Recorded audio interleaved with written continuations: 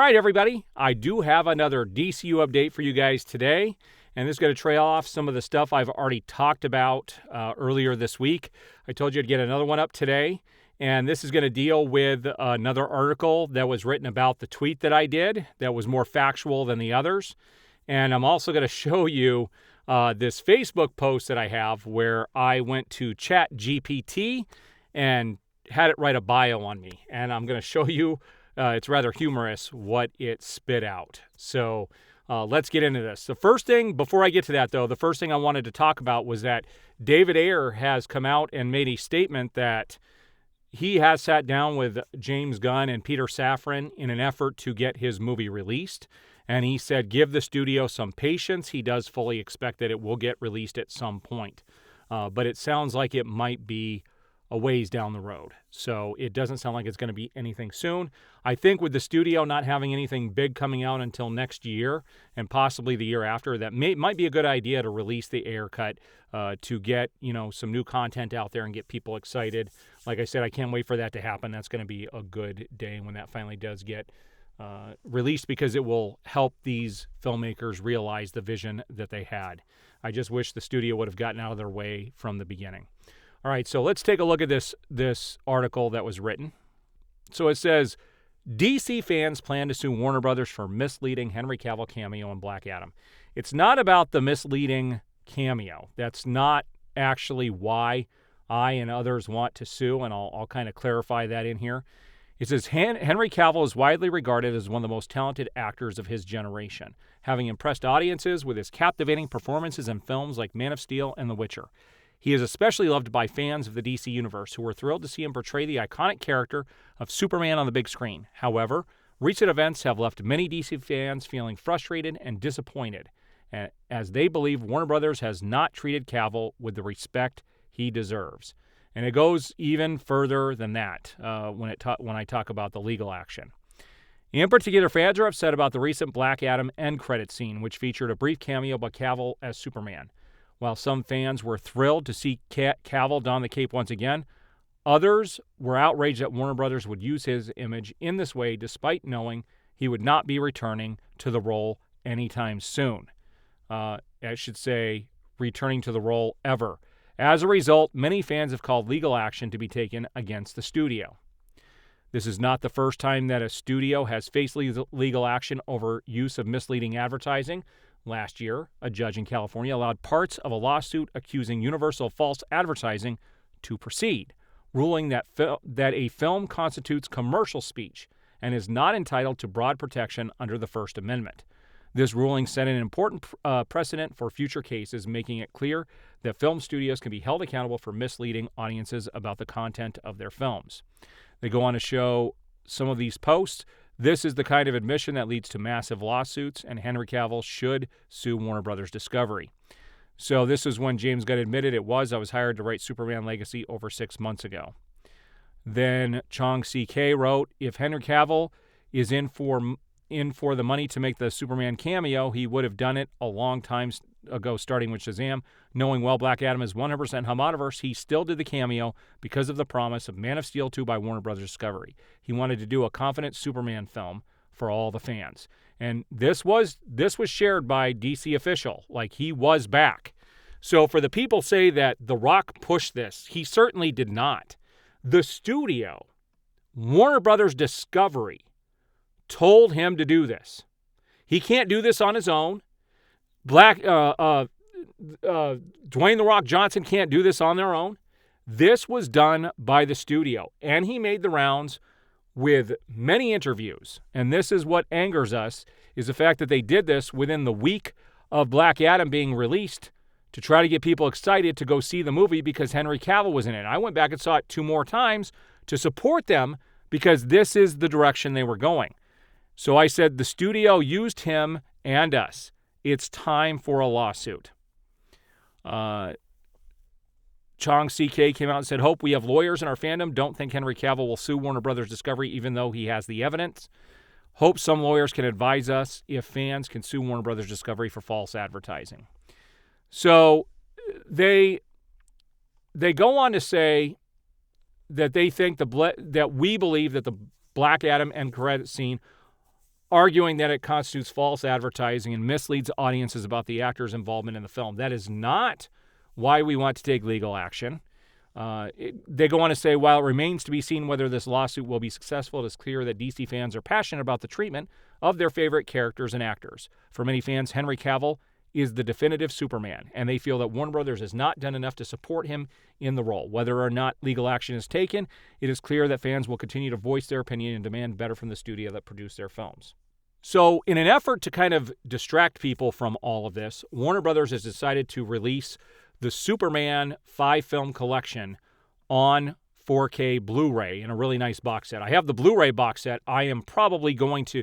There aren't many 4Ks I pick up, but since I am a DC fan, especially Christopher Reeve as Superman, I will be picking up that 4K set when it does get released, and I'm actually pretty excited. They also have a Steelbook collection that's available through Warner Brothers directly. I will not be picking that up. I actually like the covers for the 4K, the regular covers, better than the Steelbooks themselves. Although it would be nice to get some artwork and stuff in that 4K box set that's not going to have the Steelbook. I don't know. I'm going to have to do some research to find out what's going to be coming out. But I will do an unboxing of that and do a review on that when it does finally get released. So with this lawsuit, people have to understand, I don't want to sue necessarily James Gunn. People think I want to go after James Gunn specifically. I don't. I want to go after the studio for lying to us to sell tickets specifically to go see Black Adam. They knew that by pushing Henry Cavill out there to everybody, that more people would go see the film. And I've had many in my comments admit they went to see this film because they brought Henry Cavill back and they promised to bring him back for the future. So they duped a lot of us into spending money on tickets knowing full well he was never going to be coming back as Superman. That is pretty freaking messed up. So there are damages, and that would be that. I would love to see a class action lawsuit brought on Warner Brothers Discovery because of what they did. And it feels like they're doing the same thing with Black Adam, with the director saying, as far as I know, Shazam doesn't contradict anything. He could totally be in it in the future. They're just saving grace, knowing that they're not coming back. And I mean, Zachary Levi, and you saw my last post, he pretty much admitted that at this stage. All right, so let's move to something more fun and interesting. So if you're not interested in me being a voice actor or stuff I do on the side, you can log off the video now. The rest of this will not be of interest to you. So there is a program called ChatGPT out there that helps people write stuff. It's actually how I get some of my YouTube titles, which does help. But I don't use it for anything big. But the other day I was very curious.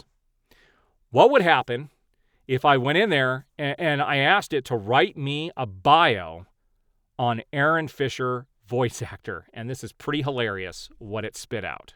So here was my post. I said, so you cannot believe anything or everything ChatGPT tells you.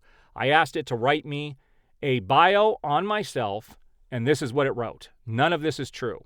I said, before reading this, no, I have worked on over 4,500 different projects, over a dozen games, several TV shows, a movie, but none of what it says here. So the first paragraph is true. The second paragraph is halfway true to that point, and then the last paragraph is true. But let's look at what it says. It says, Aaron Fisher is a talented voice actor known for his impressive range of character voices and ability to bring life to any script. Born and raised in the United States, Aaron discovered his passion for voice acting at a young age and has been honing his craft ever since. Over the course of his career, Aaron has lent his voice to a wide variety of projects, including animated television shows, video games, commercials, and audiobooks. Then the rest of this is where it's untrue until the last paragraph. He has worked with some of the most respected studios in the industry, such as Cartoon Network, Disney, and Electronic Arts, and has received critical acclaim for his work. One of Aaron's most notable roles was as the voice of the lead character in the popular game Dragon Age Inquisition, for which he received widespread praise for his dynamic performance. Nobody by that name did work for any of these. Nobody by my name did work for any of these projects. He has also worked on a number of other popular video games, including World of Warcraft, Star Wars The Old Republic, and Final Fantasy XV. In addition to his work in the gaming industry, Aaron has made a name for himself as a talented voice actor in the world of animation. He has lent his voice to a number of beloved characters on shows such as Adventure Time, Gravity Falls, and Steven Universe, and has become known for his ability to bring unique and memorable personalities to life. With a reputation for professionalism and a deep passion for his craft, Aaron Fisher is a highly sought-after voice actor in the entertainment industry. Whether he's lending his voice to a beloved character or bringing a new project to life, he will always bring the best to every performance. So, like I said, the first paragraph, last paragraph, and half of that second paragraph are true. The rest of it is not, which is pretty funny. And let's look at what my friends had to say about this. This is pretty funny. So one of my friends asked, so you were saying everything I read is not true about you? I said, what you just read, the first and last paragraph are true. I meant to say the second paragraph is true. The rest is nowhere near the truth. But hey, in a world where everyone lies on their resume, I should maybe just run with it. He said, I would. One of my other friends says, we're going to say total resume fluff. Someone said, I loved you in Final Fantasy 15. Another one said, sounds impressive, though. I thought that was really freaking hilarious. So this just goes to show you that you cannot trust ChatGPT to give you factual information. It is still flawed. It is written by people, and it is biased. So they don't have the real information on me. None of that stuff was true. And I actually looked to see if there was another voice actor. I know there's a voice actor with my name, but he didn't work on those projects that it mentioned there. I did a Google search. It's all, like, I don't even know where ChatGPT got that information. I have done stuff for Disney, but not in the area of gaming or the character reads, but some other stuff that their company does have to do with. So I have done stuff for Disney in the past. But I just thought people might get a kick in that. It's kind of interesting to see what goes on behind the scenes. But you can't believe everything about ChatGPT. All right, so there's my last update for the day. I have lots of reviews coming up. Like I said, I still have to review Mandalorian episode 1 of season 3. I have to review like the last 4 episodes of The Last of Us, which I think is freaking phenomenal, and I'll talk about that in an upcoming video. And also, I saw Cocaine Bear late last week and really enjoyed that movie, so I'll be doing a review on that as well. So stick to my channel. If you haven't already, hit that like button, subscribe, hit the notification bell, and you will be notified as new videos go up.